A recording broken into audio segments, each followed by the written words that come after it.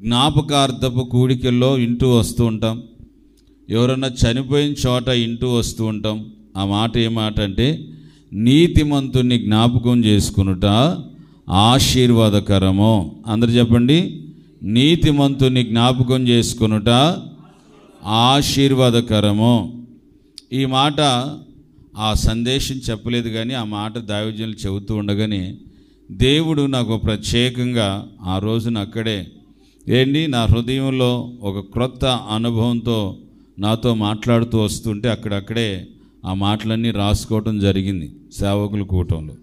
ఆ మాటలు మీతో ఈ పూట తెలియచేయాలని ఆశపడుతున్నాను. సామెతల పుస్తకం 10వ అధ్యాయం 7వ వచనాన్ని చదువుతారు. సామెతలు బాగానండి. నీతిమంతుని జ్ఞాపకము చేసుకొనుట ఆశీర్వాదకరమగును. చెప్పండి, నీతిమంతుని జ్ఞాపకము చేసుకొనుట ఆశీర్వాదకరమగును. అందరు స్వరమే తినాలి, అందరూ చెవి గిటే వినాలి. నీతిమంతుని జ్ఞాపకము చేసుకొనుట ఆశీర్వాదకరమగును. నా మాటలు బాగా శ్రద్ధగానండి. నీతిమంతుని జ్ఞాపకము చేసుకొనుట ఆశీర్వాదకరము. నీతిమంతులు ఎవరు? బాగానండి. నీతిమంతులు ఎవరు? చచ్చిపోయిన వాళ్ళే నీతిమంతులా? నీతిమంతులు వారి కాలం ముగించుకొని వెళ్ళినటువంటి వారు ఉన్నారు. భూమి మీద నీతిమంతులు ఉన్నారు. ఈ నీతిమంతులు అనగా ఎవరు అనంటే, ప్రియ సహోదరి సోదరా, బాప్తిస్మము పొంది పాప క్షమాపణ విషయంలో మారు మనస్సు పొంది, మారు మనస్సు ద్వారా బాప్తిస్వాన్ని అనుభవించి, దేవుడు విధించినటువంటి కట్టడలు, విధులు, అనేకమైన శాసనాలు, అనేకమైనటువంటి దేవుడు నియమించిన నియమాలు, వీటన్నిటినీ అనుసరిస్తూ నడిపించబడుతున్నవాడు నీతిమంతుడు. హల్లెలూయా. చదువు గట్టిగా, హల్లెలూయా. ప్రభువైన యేసుక్రీస్తు యోహానుతో ఏమంటాడంటే, నీతి యావత్తును ఇలాగు జరగనిమ్ము. చెప్పండి, ఏమంటున్నాడు? నీతి యావత్తు ఇలాగు జరగనిమ్ము. నీతి మాలో ఇలాగు జరుగునట్లుగా, నీతి మాలో ఇలాగు నెరవేరునట్లుగా, మేము నీతిమంతులముగా మార్చబడినట్లుగా ఇలాగు జరగనిమ్ము అని దైవజనుడు యోహానుతో ప్రభువైన యేసుక్రీస్తుల వారు నీటిలో ఉండి, ఈ నీటిలో ఉన్నటువంటి యోహానుతో చెబుతున్నాడు, అయ్యా, నీ చెప్పుల వారు ఇప్పటికైనాను నేను యోగ్యుని కాదే అని. ఒక గొప్ప ప్రవక్త యోహాను. ఈ యోహాను గొప్ప ప్రవక్త. ఆ ప్రవక్త యేసు ప్రభుతో చెబుతున్నాడు, నేను నీ చెప్పుల వారు ఇప్పటికైనాను నేను యోగ్యుని కాదే అని అంటుంటే, యేసు ప్రభువులు వారు అంటున్నాడు, నీతి యావత్తుని ఇలాగు జరగాలి. నీలోను, మనలోను, మనందరిలోనూ నీతి జరుగునుగాక. హల్లెలూయా. చెబుదాం గట్టిగా, హల్లెలూయా.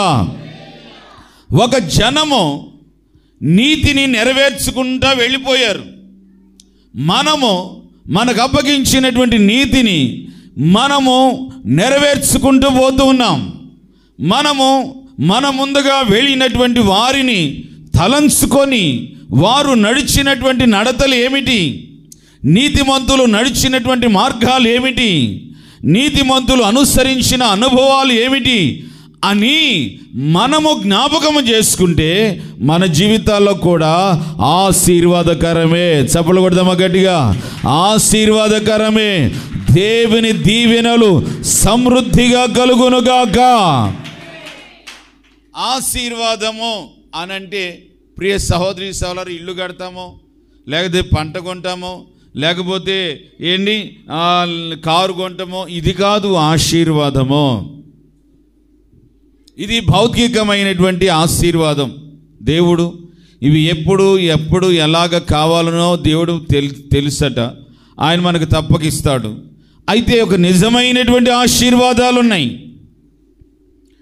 నిజమైనటువంటి దీవెనలు, ఆశీర్వాదాలు ఉన్నాయి. ఆశీర్వాదాలు దేని ద్వారా, ఎవరి ద్వారా, ఎలాగ వస్తాయి అనంటే నీతిమంతుని జ్ఞాపకం చేసుకున్నట్టు ద్వారా వస్తాయి. ఆమేన్, హల్లెలూయా. యేసు ప్రభుల వారు సశరీరుడిగా జీవిస్తున్న రోజుల్లో ఆయన అనేక మాదిరిలు ఉంచిపోయాడు. దేవుడు ప్రార్థన చేయొచ్చా? కానీ ఆయనే ప్రార్థన చేశాడు. దేనికి చేసాడు ఆయన ప్రార్థన? గెత్సెమనే తోటలో ఆయన రక్తము చెమట బిడ్డలుగా మారునట్లుగా ఆయన ప్రార్థన చేశాడు. ఆయనకి ఏం అవసరం? ప్రార్థన చేయాల్సిన పని ఏమిటి? ఒక తరం రాబోతున్నారు, నన్ను చూసి వారు నన్ను ఒక మాదిరిగా పెట్టుకొని ప్రార్థన చేయాలి వాళ్ళు అని. ప్రియ సహోదరి సహోదరా, ఎంతోమంది ప్రజలలో, ముస్కరలోను ఎంతోమంది మూర్ఖుల మధ్య, ఎంతోమంది పాపిష్టుల మధ్య, దౌర్భాగ్యుల మధ్య యేసుక్రీస్తు సంచరిస్తూ వచ్చాడు. ఆయనలో ఏ పాపము లేదు, ఆయనలో ఏ మత్సరము లేదు, ఆయనలో ఏ ద్వేషము లేదు, ఆయనలో ఏ పగయు లేదు, ఏ కక్షయు లేదు, ఏ కులువు లేదు. ఆయన మనలాంటి ఒక మనిషే, ఒక మనిషి అవతారం ఎత్తిన వాడే. మనకులాగా అన్నీ ఉంటాయి ఆయనకి. కానీ ఆ నీతిమంతుడు నీతి యావత్తును నెరవేర్చుకుంటూ పోతున్నాడు. మనము ఆత్మీయ స్థితిలో ఒక ఆశీర్వాదకరంగా ఉండాలి అనంటే, దీవెనకరంగా ఉండాలి అనంటే ఆ నీతిమంతుని జాడలలో నడవాలి. చప్పలు కొట్టి గట్టిగా. ఆ నీతిమంతుని యొక్క జాడలలో మనం నడిచినప్పుడు తప్పక ఆశీర్వాదకరంగా ఉంటాము. ఆమేన్. తప్పక దీవెనకరంగా ఉంటాము. ఈ రోజున చాలామందికి మార్గము తెలియట్లేదు, మార్గదర్శులు తెలియటం లేదు, స్ఫూర్తి దాతలు తెలియటం లేదు, స్ఫూర్తిని చూసి కొనసాగించబడే వారు లేరు, నీతి చెప్పేవారు లేరు, నిజాయితీగా మాట్లాడేవారు లేరు, సత్యాన్ని బోధించేవారు లేరు.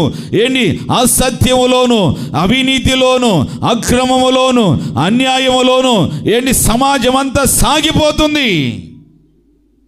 అందుకని దేవాది దేవుడు అనేక పాపిష్ట ప్రజల మధ్య సంచరిస్తూ కూడా మనందరికీ ఒక నీతిని కనపరుచుకుంటూ వచ్చాడు ఆయన. ఆమేన్. ఆయన కామ, కోద, మదమత్సర్యాలు లేకుండగా ఆయన ఆచండ బ్రహ్మచారిగా, ఆయన ఒక నీతిమంతుడుగా, నిర్దోషిగా. పిలాతు అంటున్నాడు, ఈయనలో నాకే దోషము కనపడలేదు. చప్పలు కొట్టి గట్టిగా. ఈయనలో నాకే పాపము కనపడలేదు. ఆయన నీతిమంతుడు, ఆయన నీతిమంతుడు, ఆయన ఒక గొప్ప రాజు తెలియజేస్తున్నాడు. ఇది ఈ మాటలో ఉన్న సారాంశం. చాలామంది చచ్చిన వాళ్ళ దగ్గర చెబుతూ ఉంటారు ఇంత గొప్ప బలమైనటువంటి ఓడుని. దేవుని యొక్క సన్నిధిలో, దేవుని యొక్క సముఖంలో ఒక పిలాతు గొప్ప రాజు, రోమా చక్రవర్తి, రోమా రాజ్యాన్ని నడిపిస్తున్నటువంటి ఒక రాజు యేసుక్రీస్తుని గురించి స్టేట్మెంట్ ఇస్తున్న చక్కటి సాక్ష్యం ఇస్తున్నాడు. ఏమనంటే, ఈయన నీతిమంతుడు, ఈయనలో నాకు ఏ పాపము కనిపించలేదు. వాళ్ళ భార్య కూడా ఏమంటారు తెలుసా? ఆ నీతిమంతుని జోలి పోవద్దు. చెప్పండి, ఏమంటుంది? ఆ నీతిమంతుని జోలి పోవద్దండి. ఆయన నీతిమంతుడు. ఆయన మాటలో, చూపులో, నడవడికలో ఎక్కడా పాపం లేదు. వాడు స్వచ్ఛమైన వాడు కనుక ఆయనలో అట్టి సుగుణాలన్నీ ఆయనలో ఉన్నాయి. దేవునికి స్తోత్రం. ఈరోజున చాలా మందిలో కనువిప్పు లేక సంవత్సరాలు తరబడి ఆచారపు భక్తులు చేసుకుంటా, ఆచారపు నియమాలలో కొనసాగుతూ, ఆచారపు జాతరలో కొనసాగుతూ, నీతి తప్పిన మార్గాలలో నీతి తప్పిన భక్తి జీవితం చేస్తూ ఈ రోజున మనుషులందరూ దారి తప్పి పాడైపోవచ్చున్నారని వాక్యం చెబుతుంది. కనుక ప్రియ సహోదరి సహోదరా, దేవుని సన్నిధిలో ఆ నీతిమంతుల్లో నాకు ఏ పాపము కనిపించలేదు. అందరూ ఆ మాట స్వరమెత్తి అలా గట్టిగా అనాలి. ఆ నీతిమంతుల్లో నాకే పాపము కనిపించలేదు. ఆయన మనం జ్ఞాపకం చేసుకునుట ఆశీర్వాదకరము. ఆమేన్. హల్లెలూయా. చదువు గట్టిగా, హల్లెలూయా.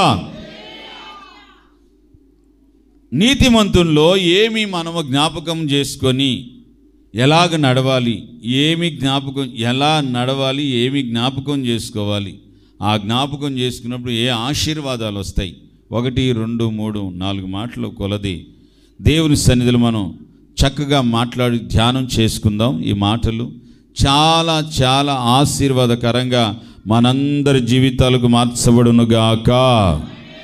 ఆమేన్. హల్లెలూయా. చదువు గట్టిగా, హల్లెలూయా. సామెతల పుస్తకం 28వ అధ్యాయం 1వ వచనం చదువుతారు. సామెతలు 28 1వ వచనం. ఎవడును తరమకుండానే దుష్టుడు పారిపోతాడు, నీతిమంతులు సింహం వలె ధైర్యముగా ఉంటారు. చప్పలు కొడదామా గట్టిగా. బలమైనటువంటి ఆశీర్వాదం ఏంటిదనంటే ధైర్యము. ఎవరిని చూసి, దేన్ని చూసి మనలో ఈ ధైర్యము? నేను ఇలా ప్రకటిస్తున్నానంటే దేన్ని చూసి, ఎలా చూసి, దేని గురించి ధైర్యంగా చెబుతున్నానంటే, నా ముందు ఒక నీతిమంతుడు ఉన్నాడు, నా మీద ఒక నీతిమంతుడు ఉన్నాడు, ఆయన చూసి నేను ధైర్యంగా బోధిస్తున్నాను. నీతిమంతులు ఎలా ఉంటారనంటే సింహం వలె ధైర్యంగా ఉంటారంట. చెప్పండి, ఎలా ఉంటారు? చెప్పండి, ఎలా ఉంటారు? ఈ రోజున ధైర్యం చెడిపోతుంది. ధైర్యం చెడిపోతుంది. దేని గురించి చెడిపోతుంది, ఎలా చెడిపోతుంది, దేని గురించి చెడిపోతుంది బాగా చెప్తాను. ధైర్యము అనేది మనిషి జీవితంలో అన్నీ బాగున్నప్పుడు, అందరూ మనం వెంటున్నప్పుడు, మనకంటూ మన యొక్క ఆలోచనలు అన్నీ కూడా నెరవేర్చబడుతున్నప్పుడు, తర్వాత మనకు తిరుగులేనటువంటి జీవితం కలిగి ఉన్నప్పుడు మనకు బహుధైర్యం కలిగి ఉంటూ ఉంటాం. చాలాసార్లు మన జీవితంలో కొన్ని నిస్సహాయ పరిస్థితులు అనుకున్నవి జరగనప్పుడు, లేకపోతే మన అనుకున్న వారి మనకు వ్యతిరేకంగా మాట్లాడినప్పుడు, మన రాజ్యంలో, మన కుటుంబంలో, మన ప్రాంతంలో, మన సంఘంలో మనకు అనేకమైనటువంటి వ్యతిరేకమైనటువంటి కీడలు జరిగినప్పుడు మన జీవితంలో అధైర్యాలు కలుగుతాయి. ఈ అధైర్యపరచబడినటువంటి స్థితిగతుల్లో మనము ఆ సమయంలో, ఆ సందర్భంలో ఎవరిని చూసి, మనకి ఎవరున్నారు, బాగా వినండి సబ్జెక్ట్ వారిగా, మనకు ఎవరున్నారు తోడు, మనల్ని ఎవరు లేవనెత్తేవారు? ఈ నిస్సహాయ స్థితిలో, ఈ భయంకరమైన అధైర్యపరుస్తున్న పరిస్థితుల్లో కొంతమందికి సాతాను యొక్క బెదిరింపుల ద్వారా అధైర్యం. ఏలియాకి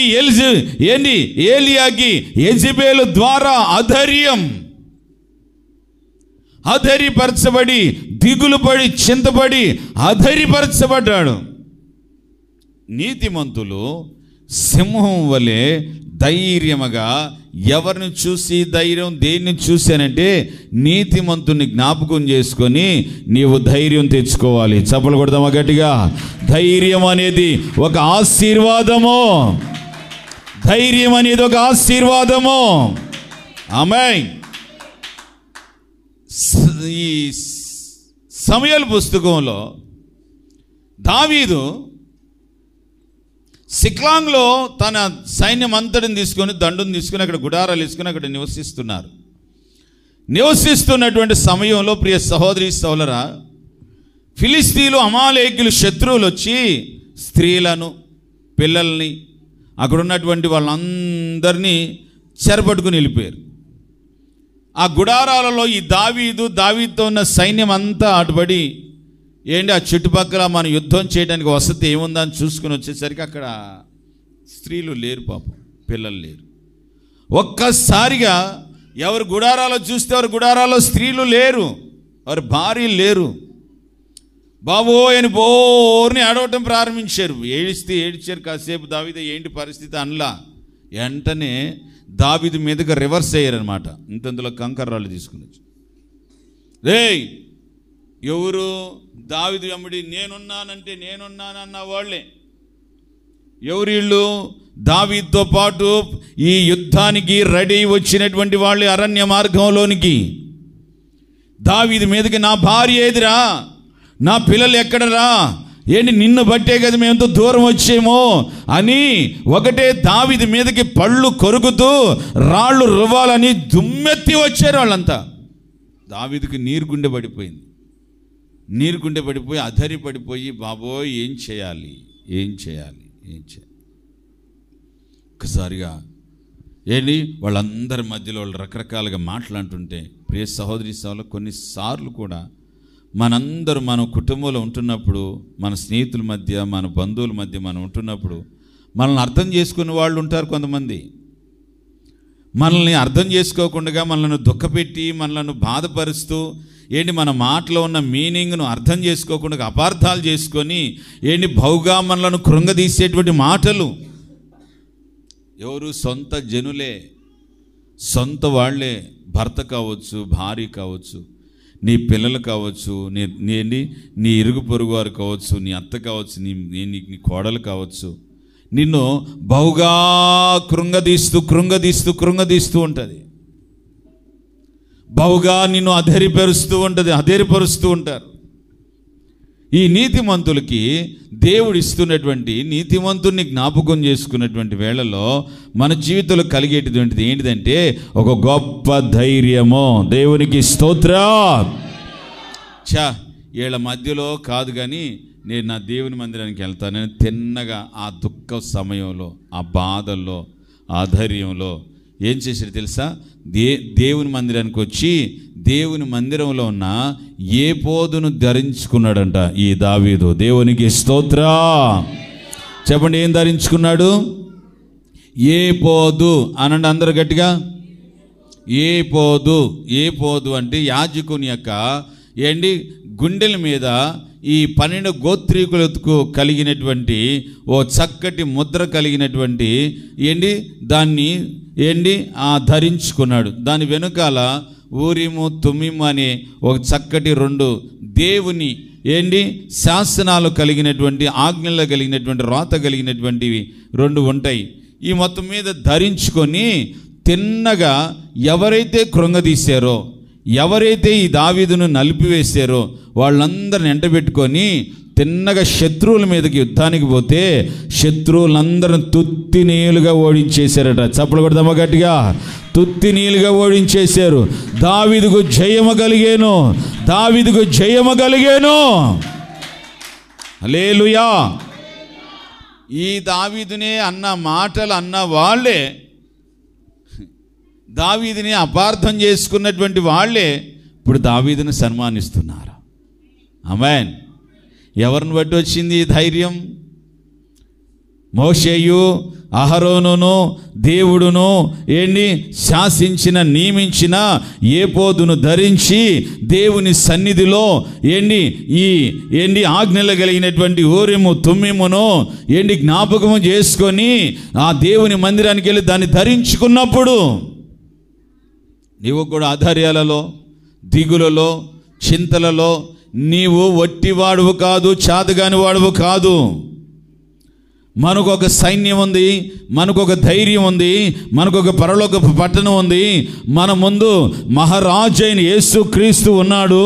వారిని బట్టి మనం ధైర్యం తెచ్చుకుందామగాక. వారే మనకొక ధైర్యం, వారే మనకొక స్ఫూర్తి.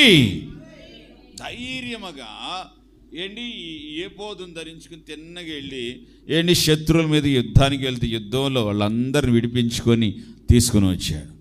ప్రియ సహోదరి సోదరా, మనందరి జీవితాలలో ఈ స్ఫూర్తి లేకపోతే, దేవుడే మనకి ఈ విధమైనటువంటి అనుభూతి మనకు ఉంచకపోతే ఈ రోజున మన జీవితాలు ఎలాగ ఉండే తెలుసా? ఒక గురి గమ్యం తెలియనటువంటి స్థితిలో పడిపోతాం. దైవజనులు మనకొక చక్కగా వాళ్ళకి ప్రత్యక్షపరచబడినటువంటి మాటలు పాటలుగా రాసి దీనిలో లిఖించి పెట్టాడు. వారు రాసి పాడి వెళ్ళిపోయారు. దానిని ఇప్పుడు మనం పాడుతుంటే మన ఆత్మలో మనకేం కలుగుతుందంటే ధైర్యము. హల్లెలూయా. నీతిమంతుల గుడారాలలో వినబడుచున్నది రక్షణ సంగీత. నీతిమంతుల గుడారాలలో వినబడుచున్నది రక్షణ సంగీత సునాదము. ఆమేన్. హల్లెలూయా. చూద్దాం గట్టిగా, హల్లెలూయా. ఈ దావీదు ఏంటి, మనం ఏం చేయాలంటే నీతిమంతులముగా దేవుని సన్నిధిలో ఏం చేయాలంటే బహుధైర్యము కలిగి ఉండాలి. నిన్ను అధరిపెట్టే మాటల్లో, అధరిపరిచే మనుషుల మధ్య, అధరిపెట్టే పరిస్థితుల మధ్య, నిన్ను కృంగదీసే అనుభవాల మధ్య దావీదు ఏ విధంగా దేవుని సన్నిధిలో ఏ పోదును ధరించాడో, నీవును దేవుని సన్నిధిలో నీకు ధైర్యం చెడిపోయింది, నీకు ధైర్యం ఊడిపోయింది, నీకు ధైర్యమే అసలు కోల్పోయావు. ఆ మాటలు విని ఆ పరిస్థితులను బట్టి ఇక పూర్తి స్థాయిలో ఇక నువ్వు నీలో నీరు గుండె పడిపోయి బ్రతుకా చావా చావా బ్రతుకాని మధ్యలో కొట్టుమిట్టాడుతున్నావు. ఇటువంటి సమయంలో సందర్భంలో ఎవరు స్ఫూర్తి? హల్లెలూయా. ఇంతకు ముందు కూడా చెప్పినట్టున్నాను, దైవజనులు అబ్రాహ్మణ్ గారు చెప్పారు. చిన్న ఎగ్జాంపుల్ చెప్తాను మీకు కూడా. ఒక ఆవిడ డెలివరీ అయిపోయి చంటి బిడ్డ మొత్తం మీద పరిస్థితి బాగోక చనిపోయాడు. పాప చనిపోతే ఆ బాలింత సహోదరి అక్కడ బోరుని ఏడుస్తుందంట. ఆ హాస్పిటల్లోని పెద్దగా ఏడుస్తుందంట. పెద్దగా ఏడుస్తుంటే ప్రతి ఒక్కళ్ళు వస్తారంట, ఏడవగాకు బాధపడగాకులే అంటారంట. కానీ ఆ ఏడుపుకి నివారణ కలగట్లేదు. బాధపడగాకు అని తల్లి వచ్చి చెప్పింది, భర్త వచ్చి చెప్పాడు, పర్లేదు ఇంకొకళ్ళని ఇస్తాడు దేవుడు అని అంటున్నారు. అందరూ ఎంతమంది ఏమొచ్చి చెప్పినా ఎవరి మాట ద్వారా ఆమెకు ఒక ఆదరణ కలగట్లే, ఏడుపు మానట్లేదట. ఆ పక్క వార్డులో ఆమెకి కమల పిల్లలట. చెప్పండి, ఆమెకి ఎంతమంది కమల పిల్లలు ఇద్దరు నిండు మాసాలకు వచ్చి అంతా బాగుంది. డెలివరీ అయ్యే సమయానికి మొత్తం మీద లోపల ఏం ప్రాబ్లం జరిగింది. ఇద్దరు చచ్చిపోయేసరికి ఈ మొక్కామైన పోగొట్టుకుని బోరు పెద్దగా ఏడుస్తుందట. ఇద్దరిని చూసి అలాగ పాపం ఆ కార్యక్రమాలన్నీ వాళ్ళు చేశారు. ఆమెను కదలొద్దన్నారు, జాగ్రత్త ఉండమని చెప్పారు. ఆ పక్కన వాడే కదా తెగన పడుతుందంట ఏడుపులు. ఓ ఓ ఓ అని ఏడుపులు వినపడుతుంటే ఏమైంది అక్కడ? ఒక బాబు పోగొట్టుకుని 3 రోజుల నుంచి ఏడుస్తున్నారు తల్లిగారు అని ఎవరు చెప్పిన వింటలేదు. రాత్రి పగళ్ళు ఏడుస్తుంది, కడుపు కోత కదా అని ఒకటే ఆమెతో చెబితే ఆమె తిన్నగా లేవలేని పరిస్థితి. అడుగులు అడుగేసుకుంటా ఒక్క మాట అందంటండి. ఏమన్నా తెలుసా? బాధపడకు, ఏడవకు అందంట. ఆ ఒక్క మాట ద్వారా ఆమెలో దుఃఖమంతా అలాగ నిలిచిపోయిందంట. నేను ఇద్దరిని బాగొట్టుకున్నాను, ఎందుకు ఏడుతున్నా పిచ్చిదానా, నేను ఇట్లా లేనా అని అనలా. ఏముందో తెలుసా? తిన్నగా అడుగులు అడిగేసి పాపం లేవలేని పరిస్థితులు కూడా వచ్చి తిన్నగా ఏమైంది, బాధపడకు, ఏడవకు అందంట. అంతే. ఈ బాధను అనుభవించినటువంటి మనిషిలో నుంచి వచ్చేటువంటి ఆ ఆదరణ పూర్వకమైన మాట ఆ మనిషిలో గొప్ప క్రియను కలుగజేస్తుంది. చప్పలు కొడదామా గట్టిగా గట్టిగా గట్టిగా గట్టిగా. వెంటనే ఆమె దుఃఖము వెంటనే హృదయంలో తెలియనటువంటి ఈ ఒక్క మాట ఆ అమ్మాయికి తెలియనటువంటి ఒక ఆదరణ అనిపించి లేచి ఆడే కూర్చొని ఆమెతో మాట్లాడుతుందంట.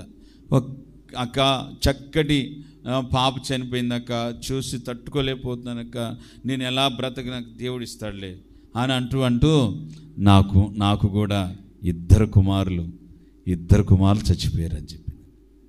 ఏంటి, ఆమెను చూసి స్టన్ అయిపోయిందంట. ఇద్దరు చనిపోయారా? ఇద్దరు చనిపోయారు అక్క అని చెప్పేసరికి బాధపడకు, దేవుడు మరలా ఇస్తాడు అని చెప్పేసి తిన్నగా మరలా అడుగులు అడిగేసుకుని పోతే ఆ అమ్మాయి అప్పుడు లేచి మోంగడుకొని అంత భోజనం చేస్తుందంట. దేవునికి స్తోత్రం చెప్పాలండి, హల్లెలూయా. ఎందుకు ఈ మాట చెబుతున్నానంటే ఈమె దుఃఖానికి ఆమె ఆదరణ కలిగించినట్లుగా ప్రియ సహోదరి సోదరా, మన బ్రతుకుల్లో మన జీవితాల్లో కూడా మనకొక స్ఫూర్తిని నింపి వెళ్ళి ఉన్నారు చాలామంది. మన విశ్వాస జీవితంలో నువ్వు అధైర్యపడినప్పుడు చాలామందికి, కొంతమందికి సేవకులంగా మేము ఎన్నో శ్రమలు, ఎన్నో బాధలు, ఎన్నో కష్టాలు గుండగా వెళుతూ ఉంటాం. ఎంతోమందిని చూస్తూ ఉంటాం, లక్షలాది మందిని. కొంతమంది సమస్యలో ఉన్నప్పుడు వాళ్ళతో ఒక మాట సింపుల్గా చెబుతాం, ఏం కాదులే బాధపడకు అని ఒక మాట అంటాం. మీకేం తెలుసులే పాస్టర్లు అని పక్కకు దోచేస్తుంటారు.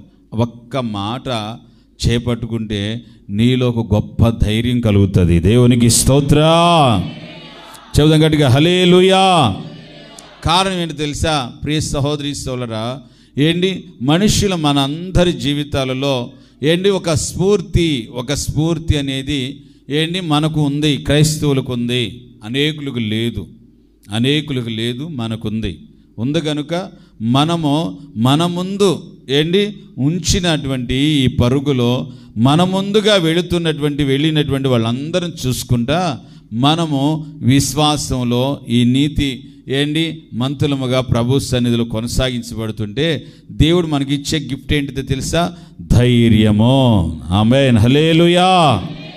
నీతిమంతులకి ఏం కలుగుతుంది? సర్వం చెప్పాలి, ఏం కలుగుతుంది? ధైర్యము. ఆమేన్. సెకండ్ వన్, రెండో మాట, హెబ్రీలకు రాసినటువంటి పత్రిక 11వ అధ్యాయం 33వ వచనంలో చూస్తే వారందరూను,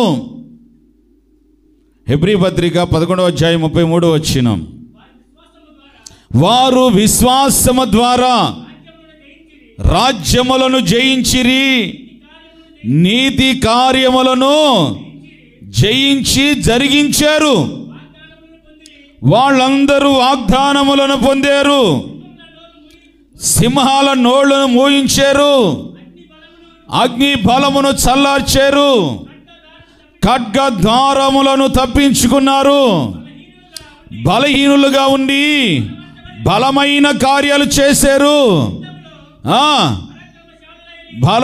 పరాక్రమశాలులైరి, అన్నిలో సేనలను పాలదోరిరి, మృతులైన తమ మృతులను వారు బ్రతికించుకున్నారు. చాలు ఆ లిస్టు. ఈ 11వ అధ్యాయం అంతా మీరు తర్వాత వెళ్ళి సున్నంగా చదువుకోనండి. హల్లెలూయా. చెప్దాం గట్టిగా, హల్లెలూయా. వీరందరూ నీతి కార్యములను జరిగించుకుంటూ వెళ్ళారు. బాగానండి. వీళ్ళందరూ నీతి కార్యములను జరిగించుకుంటూ పోయారు. ఎవరు వీళ్ళందరూ? అబ్రహాము, మోషే, దావీదు, యెహోషువ, వీళ్ళందరూ నీతి కార్యాలను జరిగించుకుంటా అనేకమైన త్యాగాలు చేసి అనేక విధములైనటువంటి దేవునికి ఈ రాజ్యమును అనేకులను దేవుని వైపు తిప్పుతూ వాళ్ళు ప్రయాసపడుతూ వెళ్ళారట. ప్రియ సహోదరి సోదరా, నీతిమంతులను జ్ఞాపకం చేసుకున్నటలో ఒక దాగి ఉన్న గొప్ప ఆశీర్వాదాలు. హల్లెలూయా చెప్పాలండి, హల్లెలూయా.